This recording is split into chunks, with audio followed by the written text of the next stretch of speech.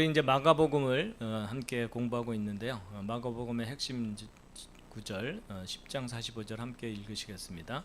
사람의 아들은 섬김을 받으러 오지 아니하고 도리어 섬기며 자기 생명을 많은 사람의 대성물로 주려고 왔느니라 하시니라. 아멘. 군림하러 오신 것이 아니라 많은 사람들을 위해서 봉사하러 오셨다. 자, 우리 마가복음 2장 이제 공부하고 있는데요. 이제 지붕에서 내린 중풍병자 지난주에 함께 나누었고요. 이제 오늘은 레위 집에서 식사인데, 이 레위가 평범한 사람이 아니라 그때 당시 유대인들에게 지탄을 받는, 심하게 비난받고 조롱과 멸시를 받는 세리입니다. 로마의 앞잡이처럼 여겨지는 그런 세리인 거죠. 그리고 이제 금식에 대해서 이제 주님께서 하시는 말씀이 있고, 안식일과 밀리삭에 대한 말씀이 이어지게 됩니다. 자, 마가복음 2장 오늘 본문 13절부터 함께 한번 읽으시겠습니다. 본문을 시작. 그분께서 다시 바닷가에 나가심에 무리가 다 그분께로 모여드니 그분께서 그들을 가르치시니라. 그분께서 지나가시다가 알페오의 아들 레위가 세금 받는 곳에 앉아 있는 것을 보시고 그에게 나를 따르라 하시니 그가 일어나 그분을 따르니라. 예수님께서 그의 집에서 음식 앞에 앉으실 때에 많은 세리들과 죄인들도 예수님과 그분의 제자들과 함께 앉으니 이는 많은 사람들이 거기 있었고 그들이 그분을 따랐기 때문이더라. 아멘. 혹시 13절부터 15절까지 읽으시면서 뭐 떠오르는 생각이나 뭐 궁금한 점이나 뭐 이런 거 혹시 없으십니까?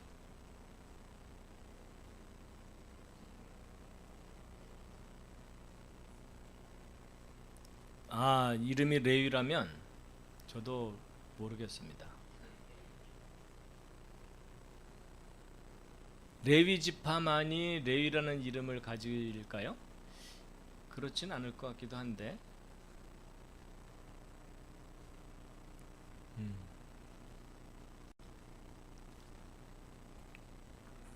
자, 일단 눈으로 한번 내용을 좀 다시 한번 이렇게 보시고요. 혹시 뭐 함께 나눌 만한 내용이 있으신지.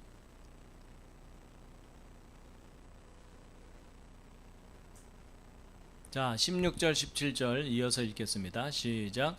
서기관들과 바리새인들이 그분께서 세리들과 죄인들과 함께 잡수시는 것을 보고 그분의 제자들에게 이르되 어찌하여 그가 세리들과 죄인들과 함께 먹고 마시느냐 하매 예수께서 그것을 들으시고 그들에게 이르시되 온전한 자들에게는 의사가 필요 없으나 병든 자들에게는 필요하니 나는 의로운 자들을 부르러 오지 아니하고 죄인들을 불러 회개하게 하려고 왔노라 하시니라. 아멘.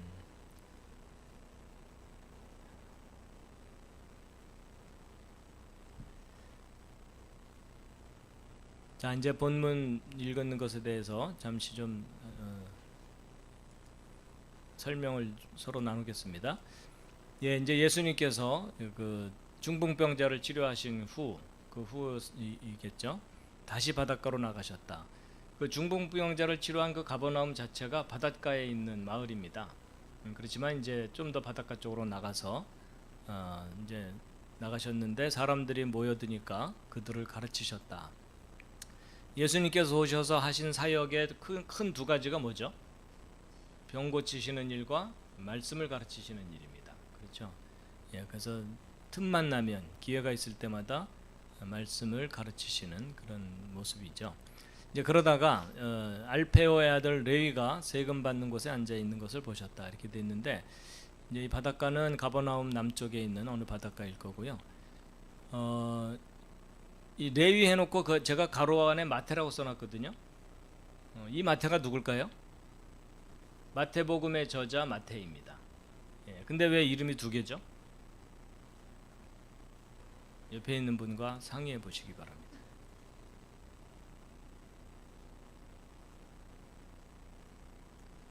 레위라는 이름의 뜻은 뭘까요? 레위는 야곱의 12 아들 중에 하나죠. 그리고 제사와 관련된 역할을 하는 지파였죠.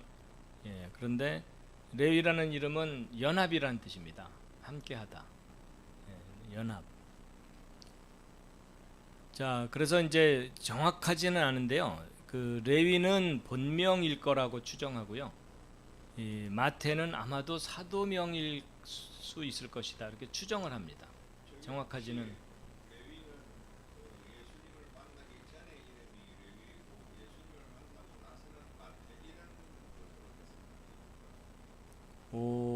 저도 이제 그러니까 이거 추정하는 분들도 정확하게 자리매김하지는 못하는 것 같아요. 근데 이제 사도명이라는 건 아마 사도가 되기 전에는 사도명이라는 게 있을 수 없었을 테니까 지금 말씀하신 거하고도 통할 것 같기도 해요. 계명을 했을 수도 있고 아니면 별명을 얻었을 수도 있고 그랬을 것 같습니다. 그리고 이제 참고 삼아서 상황을 좀 말씀드리면 그 이제 레위는 갈릴리 호수가 여기 있거든요.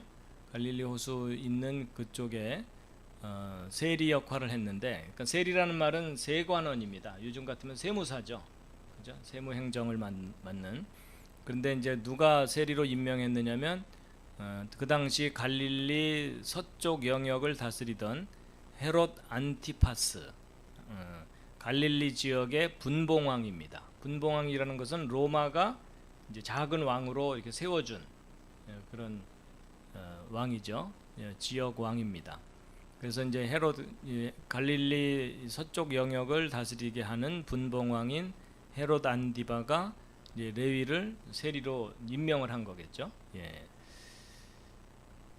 그리고 이제 그 갈릴리 동쪽과 동남쪽 지역을 다스리던 분봉왕이 헤롯 필립입니다. 그렇게 되는데 여기가 이제 데가볼리라 그래서 이 데가볼리라는 말이 볼리라는 말이 폴리스라는 뜻으로 도시라는 뜻입니다. 그래서 데가라는 말은 열이라는 뜻이고 그 지역에 10개의 도시를 다스리던 헤롯 필립이 있는데, 다스리는 영역이 서로 다르기 때문에 그 경계에서 서로 다른 나라잖아요. 그러니까 거기서 이제 세금을 걷어들이는 통과세 같은 거 있죠. 그거를 이제 걷어들이는 역할을 했는데, 바로 헤롯 안디바의 관할 지역과 헤롯 필립의 관할 지역의 경계가 되는 곳이 가버나움이었던 거죠.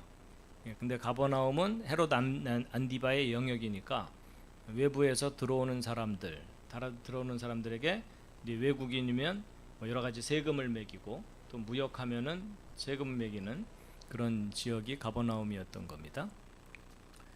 그리고 이제 그 당시 세리들이 걷어들이는 세금의 종류가 다른데, 이제 첫 번째가 수입세나 인두세. 인두세는 사람 하나당 세금 매기는 거겠죠. 그런가 하면 이제 교량이나 운하나 도로를 통과할 때 도로 건설 비용 세금으로 매기는 뭐 그런 거 있겠죠. 그래서 이제 통과세가 있는데, 아마도 레위는 이 통과세를 걷어들이는 세리였을 거다. 그리고 이제 어쨌든 그렇게 되는데, 그 복음서에 세리가 마태만 나오는 게 아니라 삭개오도 나오죠.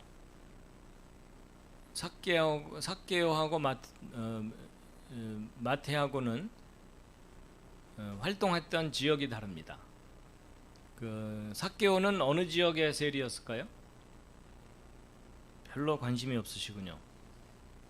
예루살렘 근처인데 어디일까요? 여리고입니다.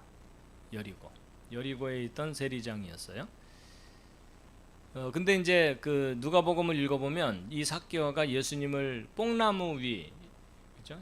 뽕나무 위에서 이제 만났다고 하죠. 키가 작아서 사람들 틈에서 예수님을 바로 볼 수가 없으니까 나무 위에 올라가서 예수님을 바라보는 그런 장면이 누가복음에 나오는데, 근데 이 삭개오가 예수님을 만난 후에 예수님과 함께 식사를 하면서 어떤 고백을 하냐면, 제 재산을 사람들에게 절반을 나눠주겠습니다. 그리고 제가 남의 것을 불법으로 뺏은 게 있으면 4배나 갚겠나이다 이랬죠. 그래가지고 이제 그런 고백을 하는데, 그러면 삭개오는 예수님을 만나기 전에는 선한 사람이었을까요? 악한 사람이었을까요? 퀴즈입니다.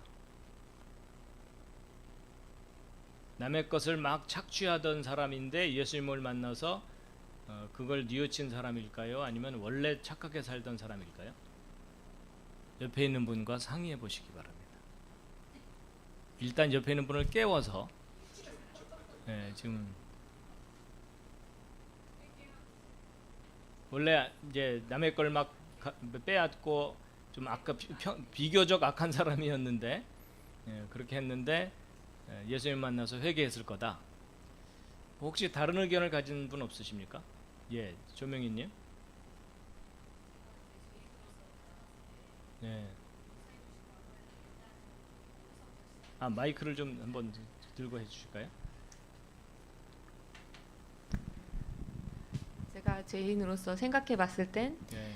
제가 이제 예수님 만나서 너무 기쁜 나머지 그 모든 죄를 제가 갚겠다고는 절대 말을 못할 것 같습니다. 그래서 선하게 살아왔지만 혹시라도 나로 인해서 또 이렇게 부당한 그런 게 있으면 언제든지 자기는 내 재산을 네 배로 갚아주겠다라고 말하는 그런 장면인 것 같습니다. 만약에 내가 만약에 원래 좀 착하게 살던 사람인데 네네. 예, 내가 만약에 부정부패를 저질렀던 사람이라면 내 재산은 4배를 갚아주느라고 제로가 될 겁니다. 왜냐면 반은 기부했고 나머지는 부정부패 때문에 4배를 갚아야 하기 때문에 내 재산은 전부 나가기 때문에 그거는 사카오가 그렇게 말하지 않을 것 같습니다. 제가 부정부패를 늘 저질렀던 사람이라면. 네. 그러니까 자기 재산의 상당 부분이 부정부패로 거둬들인 거라면 네네. 그걸 배상하기 위해서 엄청난 지출을 해야 되니까 예, 빚까지 지게 되겠죠. 이게 네. 계산을 해보면 안 맞는다 이거죠. 네네. 그래서 저도 계산을 해봤어요. 그래서 이 삭개오가 예수님을 만난 후에 자기 재산의 절반을 가난한 사람들에게 주겠다 이랬잖아요. 그리고 내가 누군가의 것을 불법으로 뺏은 게 있으면 그 뺏은 것의 4배를 갚겠다고 했잖아요. 그래서 저는 이제 아무래도 이제 과학을 공부했으니까 수학적으로 계산을 해본 거예요. 그래갖고 이 삭개오가 자기 재산의 절반을 일단 나눠준다고 치자고요. 절반을 뚝 떼어서 이제 가난한 사람 주는 거예요. 근데 자기가 자기가 거둬들인 것 중에 그럼 이제 50%가 이제 가난한 사람에게 나눠지니까 나머지 50%만 남은 거죠. 근데 자기가 가지고 있는 재산의 10%만 불법으로 뺏은 거라고 하더라도 그것의 4배를 갚아서 그 피해자들에게 주고 나면 자기 재산은 10%밖에 안 남습니다. 그렇죠? 예.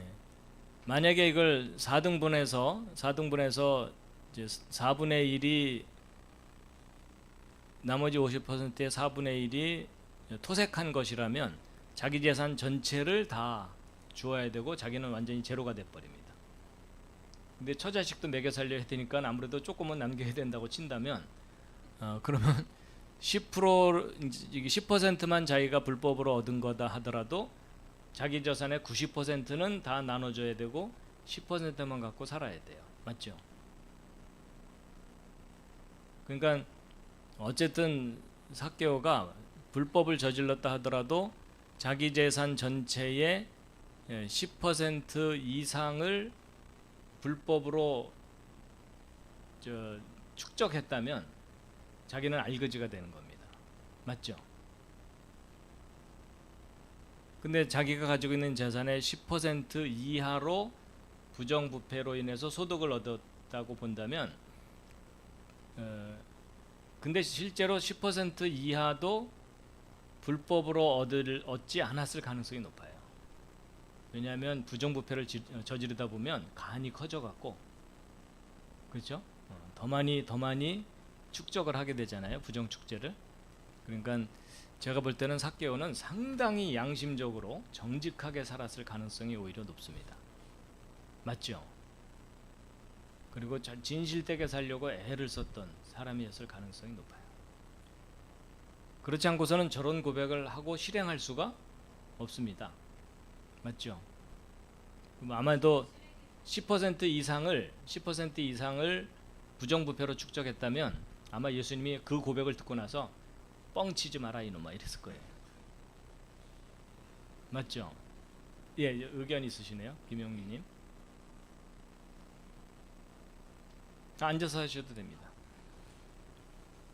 혹시 건네주실 수 있으면 마이크를. 라인이 가요?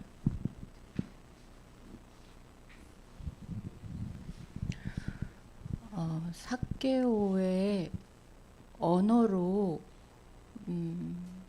저는 당신이 하나님과 같은 분임을 믿습니다. 그래서 나는 당신을 믿음으로 인해서 앞으로 그런 일이 되지 않도록 하기를 원합니다. 이것을 자기 삶에서 세금을 받으면서 계산적인 그 셈의 언어가 가득 찬 삭개오가 대답을 하지 않았나 생각합니다. 왜냐하면 이제 셈을 해보는 방법도 있지만 예수님이 어떻게 응답하셨냐면 삭개오야, 내가 오늘 너희 집에 오늘 저녁 너희 집에 유하여야겠다 라고 대답을 하셨습니다. 그러니까 셈과 관련 없는 대답을 예수님은 해주셨고, 그것은 유대인어 언어로 볼 때 나 너랑 사귈게, 나도 너를 사랑해, 이제 친구가 되겠다는 네. 표현을 하신 거겠죠? 너의 집에서 머무는 그 죄인들 들과 나도 함께 먹을게. 그러니까 여기서 죄인이라는 거는 유대인들이 말한 죄인인 것이지 우리가 요즘 바라보는 헌법을 어기는 이런 사람들의 의미가 아닐 것이라고 저는 또 생각도 들고요. 그러니까 삭개오의 언어로 제가 당신을 하나님의로 믿고 따르겠습니다. 그러니까 예수님이 그래, 나도 너랑 함께 다닐게, 그런 의미가 아닐까 생각합니다. 오케이, 예, 의견 감사하고요. 그런데 지금 이제 여기에 제가 제기한 포인트는 이제 비교적 선량한 사람이었겠느냐, 아니면 악질이었겠느냐 이건데 그쪽 의견은 있으신가요? 예. 예.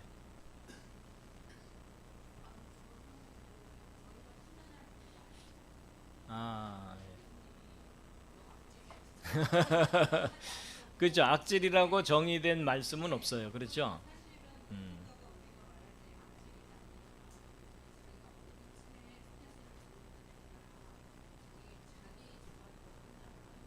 음.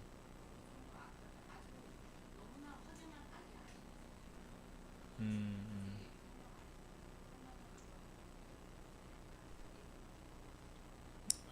예. 오케이. 의견 감사하고요.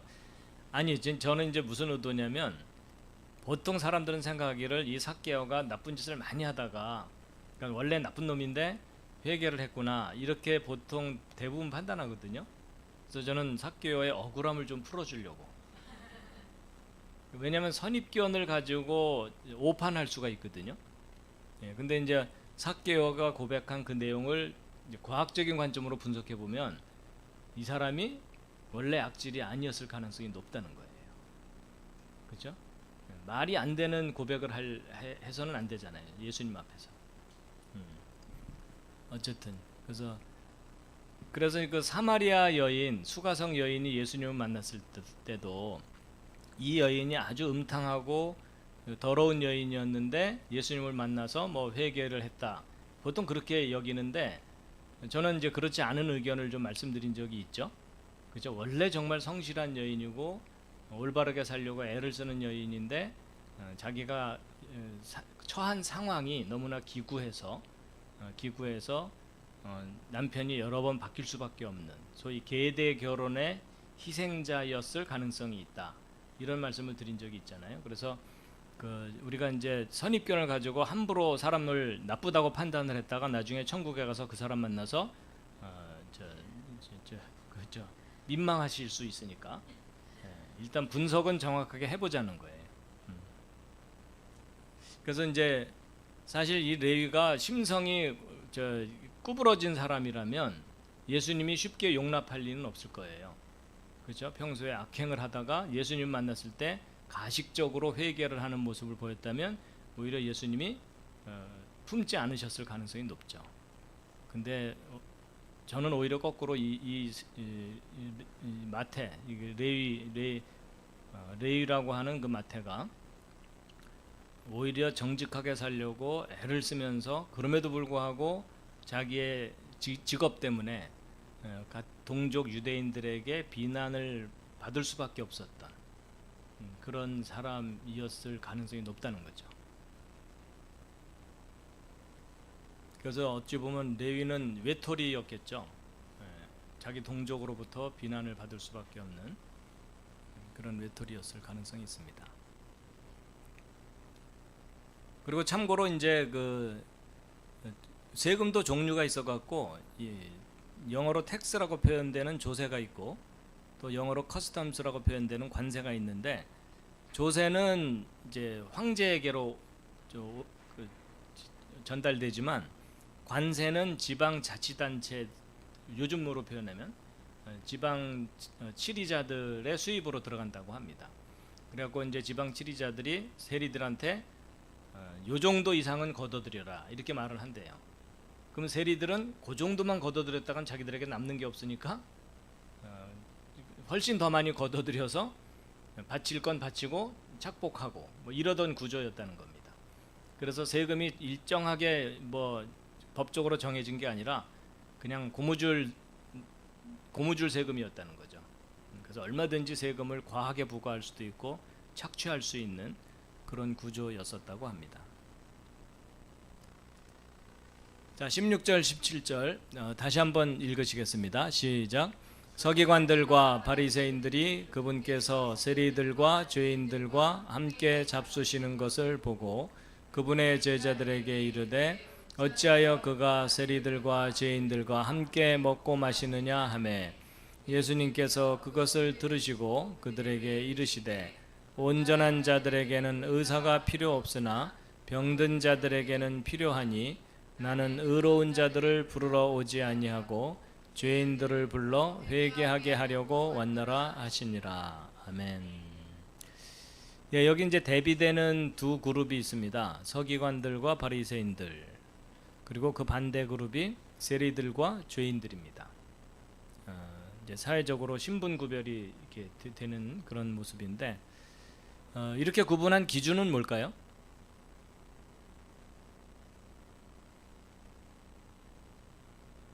사실 이 서기관과 바리새인들이 볼 때에 세리들조차도 죄인들이라고 취급한 거겠죠.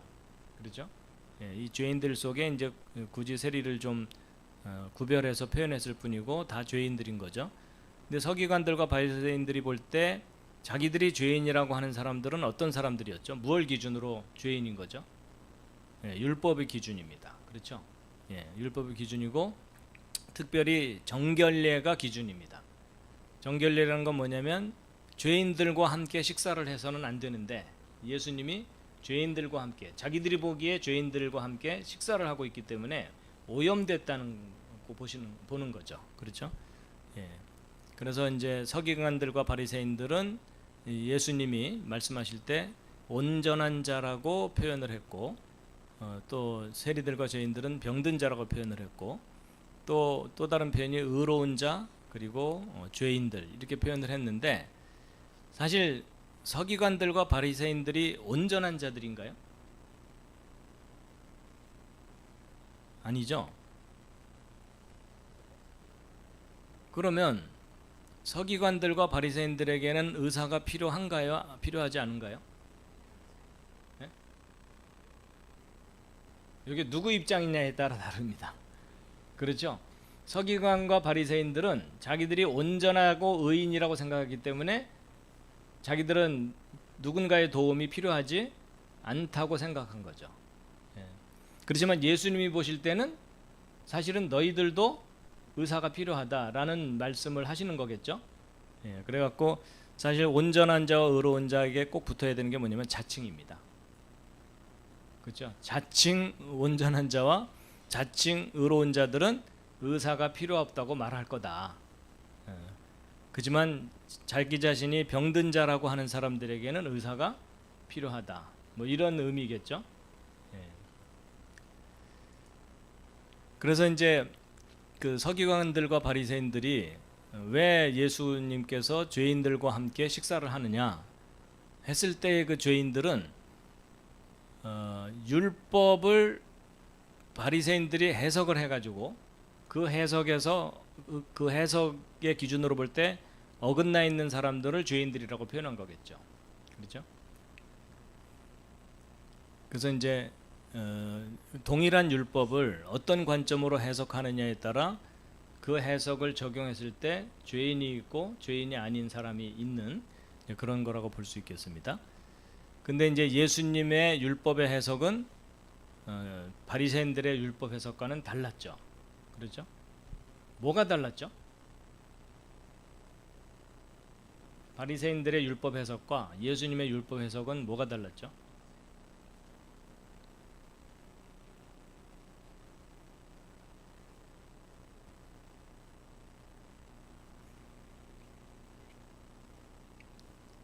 자, 바리새인들이 세인들과 세리들과 나머지 사람들을 죄인이라고 규정한 것은 무엇에서 어긋났기 때문에 죄인이라고 표현했죠? 율법. 그러면 서기관들과 바리새인들은 율법적으로 자기들이 율법을 다 지켰기 때문에 온전하다고 자부했잖아요. 근데 예수님은 서기관과 바리새인들조차도 죄인이라고 규정하시죠. 그럼 예수님의 기준은 뭐가 기준인 거죠?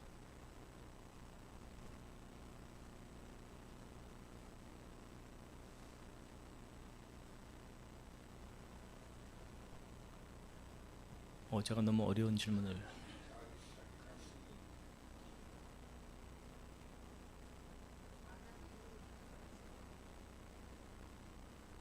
그러니까 아마도 제 생각엔 이런 것 같아요. 바리새인과 율법학자들은 율법의 그 문서적인 조목 자체를 어겼을 때 죄인입니다. 안식일에 일을 하거나, 그렇죠? 뭐 음식을 먹을 때 손을 씻지 않거나, 그러면 그걸 어겼기 때문에 죄인으로 규정을 하는 거예요. 그렇죠? 근데 예수님은 또 안식일에 또 일을, 제자들이 밀리삭을 잘라서 먹고 이런 것을 허용하시거든요. 그러면 예수님은 그걸 왜 허용하게 하신 거죠?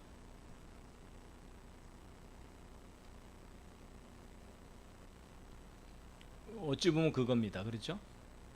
사람이 율법을 위해 있는 게 아니라 율법이 사람을 위해 있는 거다. 그러니까 결국 예수님은 율법을 세운 정신이 뭐냐, 그게 기준이었던 거죠. 그렇죠?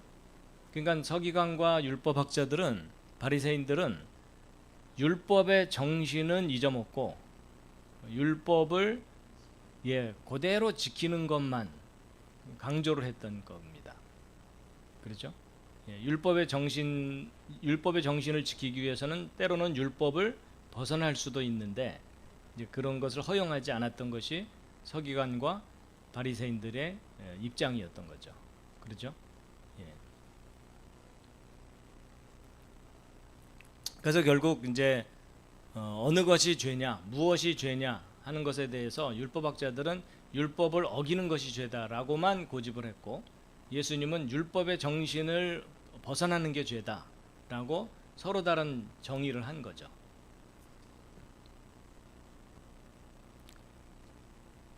그래서 스스로 자칭 온전한 자들은 용서받을 수가 없어요. 왜냐면 자기들이 죄인이 아니라고 생각하고 죄를 인정하지 않으니까. 근데 자기 스스로 나는 병든 자고 나는 죄인이다라고 고백을 할 때 용서받을 가능성이 있는 거죠. 그래서 어쨌든 그 당시에 서기관들과 바리새인들은 종교적인 교만이 있었던 겁니다. 나는 율법 조항을 철저하게 지키고 또 그러려고 노력하기 때문에 나는 의인이다, 이런 생각을 했던 거죠.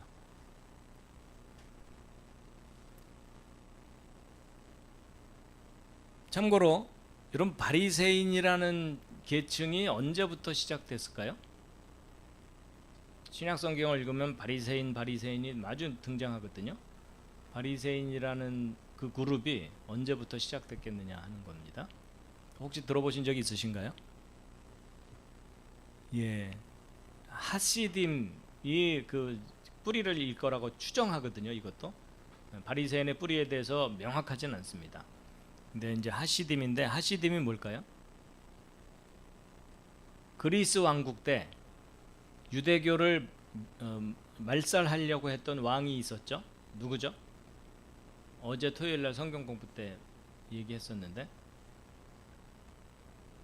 그리스 왕국을 세운 인물은 알렉산더죠. 근데 알렉산더가 죽고 나서 나라가 넷으로 나눠집니다. 그 중에 이제 예루살렘에 영향을 미친 두 나라가 북쪽 왕국과 남쪽 왕국이었고, 북쪽은 시리아 왕국, 남쪽은 이집트 왕국이었습니다. 그렇죠? 그 중에 이제 유대교를 말살시키려고 했던 것은 북쪽 왕국의 시리아 왕국, 셀루쿠스 왕조라고 합니다. 셀루쿠스 왕조의 안티오쿠스 4세 에피파네스입니다. 근데 안티오쿠스 4세 에피파네스가 유대교를 말살시키려는 정책을 적극적으로 강행을 하니까 거기에 반발한 인물들이 제사장들입니다. 그래서 제사장들이 주동이 돼서 이제 반란을 일으키죠. 그때에 이제 유대교 말살 정책에 동조한 유대인 지도자들을 암살하는 역할을 했던 아주 열심히 있는 사람들이 하시딤입니다. 근데 이제 그 하시딤의 뿌리를 두는 것이 바리새인들일 거다라고 추정을 하고 있고요. 그래서 하시딤에 이어서 이제 마카비 시대가 전개가 되는데, 마카비 시대 때에 그리스에 저항을 했던 경건한 유대인들이 바리새인들의 뿌리일 거다라고 추정합니다. 그래서 이제 바리새인이라는 말의 뿌리가 파라슈라는 말에서 왔다고 보는데, 이 파라슈라는 단어가 분리라는 뜻입니다. 그래서 그리스의 통치로부터 우리가 독립을 하자, 분리하자, 그런 의미로 이제 바리새인들이 시작됐다라고 보고 있고, 바리새인이라는 표현 자체는 그 마카비 시대의 통치권을 가졌던 왕조가 하스모니안 가문이었거든요. 그 하스모니안 가문의 통치자 중에 요한 힐카누스가 있는데, 힐카누스 때부터 바리새인이라는 용어가 사용됐을 거다라고 추정한다고 합니다. 이건 참고로 좀 말씀을 드렸고요. 자, 이제 금식에 대한 이야기는 오늘 좀 다루려고 했는데, 시간 관계상 금식에 대한 이야기는 다음 주에 나누기로 하고요.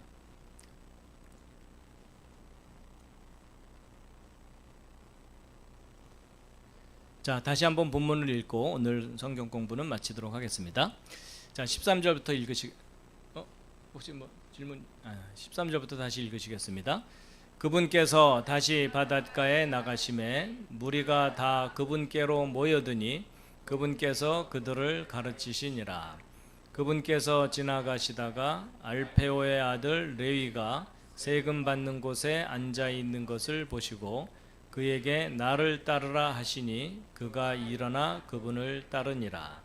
예수님께서 그의 집에서 음식 앞에 앉으실 때에 많은 세리들과 죄인들도 예수님과 그분의 제자들과 함께 앉으니 이는 많은 사람들이 거기 있었고 그들이 그분을 따랐기 때문이더라.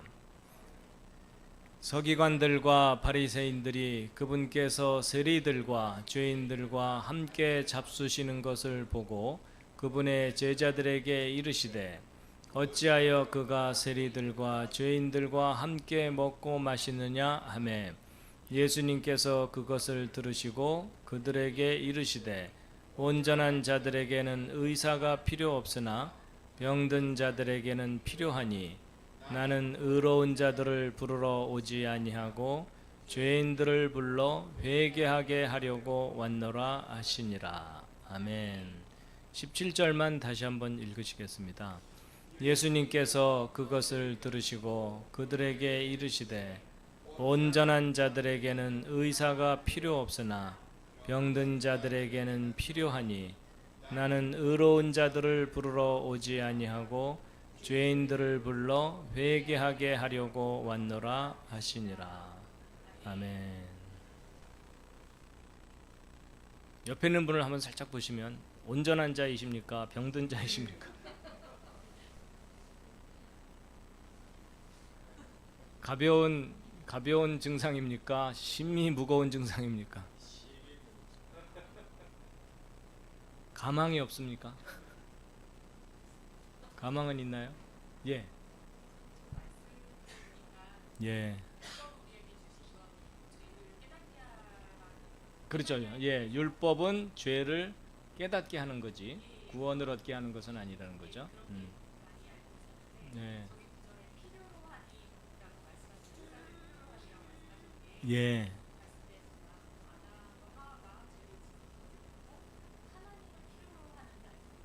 예, 예, 예. 예, 예.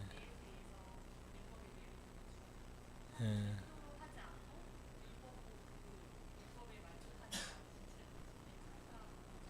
아.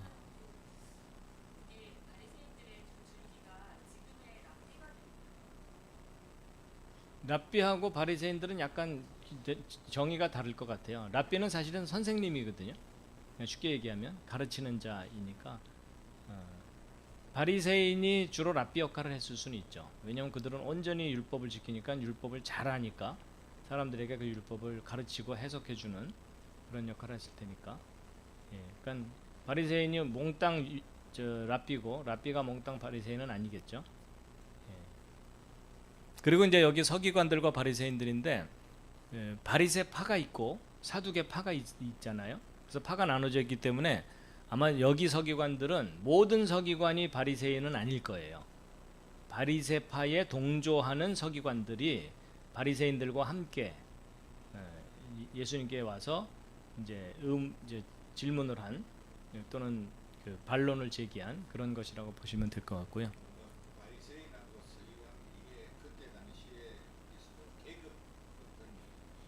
사실 서기관은 직책의 이제 명칭이죠. 서기관이라고 하는 직책, 직업적인 명칭이고 바리새인은 이 직책에 대한 명칭이라기보다는 그들의 신앙의 형태와 그것에 대한 명칭이라고 봐야 되겠죠.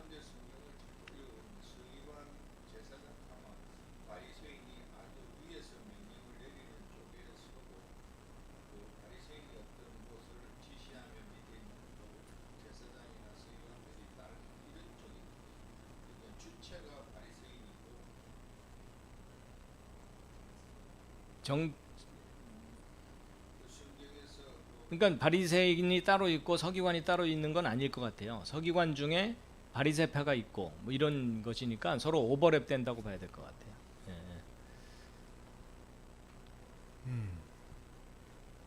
그러니까 결국 자기 자신이 하나님에 대해서 죄인이라는 것을 인정하는 사람이 자기 자신이 병든 자라는 걸 인정하는 거죠.